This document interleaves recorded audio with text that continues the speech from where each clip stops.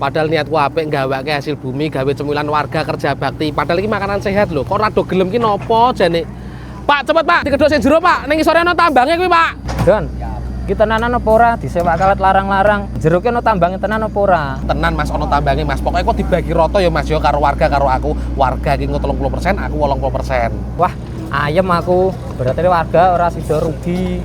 Wis ngene we, saiki kono kowe tuku gorengan kanggo warga RT 10 RW 2 Lopait. Kuwi ndi? Nyo, Loh, nak 50 ya kurang kok Mas. lah piro? 3 yuta. Gen sak kampung pilihan nikmat iki war kabeh. Wis ngene we nyo, duit semen kanggo gawe gapura saka warga iki gawanen sik. Endi gorengane? Doni kok ora teko-teko ki? Wah, ngapunten menunggu lama, gorengannya dereng mateng, gandume jek digiling. Sementara sing ready lombok etok niki pripun? Lah, kon mangan lombok tok iki? Disyukuri, di luar sana banyak ya tidak bisa makan lho malan. Entene lombok ya dimakan lombok. Oh, lah Doni ki ra cetha, ngono ngokon Doni. Lah terus piye iki? Ngenten mawon Pak, kerja baktine lanjut minggu depan. Jadi minggu depan kan sedeng gorengannya mateng, pripun? Setuju? Setuju.